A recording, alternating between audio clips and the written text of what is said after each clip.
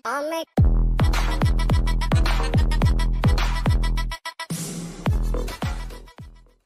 Step याद रखिएगा cat preparation के अंदर। Number 1, foundations. अगर फाउंडेशन सही नहीं है, कोई पढ़ने वढ़ने का फ़ायदा ही नहीं है। फाउंडेशन इज़ वो एनसीईआरटी किताबें 8वीं 9वीं 10वीं की। फाउंडेशन इज़ तुमने अगर कोई कोचिंग ज्वाइन करी है, सॉल्ड एग्जाम्पल, जो कैट किंग फैमिली के अंदर ज्वाइन कर चुके हैं, ज्वाइन करने वाले हो, Elodie level books. Number 1, Elodie का मतलब is level of difficulty. Starting वाले सेशन में तुम्हें सब बताऊंगा।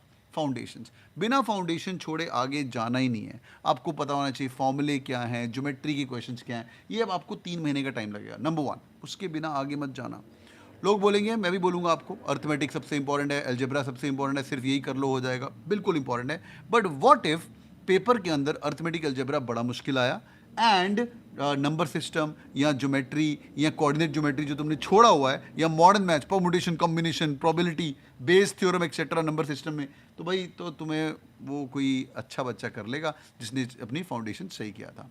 कैट की एलओडी क्लासेस बेस्ट, थैंक्स आंचल। तो भाई बेसिक्स, अगला 3 महीने तुम्हें शॉर्टकट्स करने हैं। कैट एग्जाम ईजी है, पर उसके लिए ईजी है जिसने 8-10 महीने मेहनत करनी है, और बाकियों के लिए ईजी नहीं है। शॉर्टकट्स, भाई ये 2 घंटे एग्जाम नहीं है, ये 40-40 मिनट के 3 सेक्शन है। आपने जितनी भी पढ़ाई करें ना, वहाँ पे जाके स्क्रीन के अंदर 40 मिनट आएंगे, हाथ पैर काम भी रहे होते लोगों के, तो पहले जाके आपको 40 मिनट्स के अंदर पेपर देखना भी है, सॉल्व भी करना है, और नंबर लेके बाहर आने हैं। जितना पढ़ा हुआ है सब उगल के आना है वहाँ पे 40 मिनट्स के अंदर। पूरा मैथ्स साल का पढ़ा हुआ 40 मिनट के अंदर, तो 40 मिनट्स के अंदर जब करना है तो आपको शॉर्टकट्स काम आएंगे। बिना शॉर्टकट्स के गति नहीं है। शॉर्टकट्स करेंगे अगले 3 महीने के अंदर।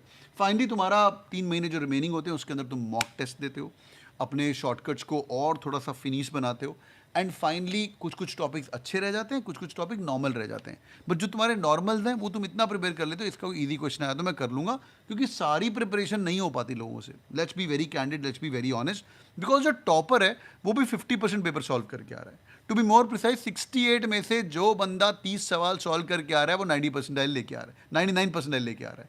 तो जब तुम्हें पता है कि ओवरऑल सिर्फ 1% जनता इसके ऊपर लेके आ रही है, हमारा गोल ही वही है, तो जब तुम्हारा सिलेबस खत्म नहीं भी होगा ना, it's okay, don't give up preparation thinking मेरा कुछ नहीं होने वाला।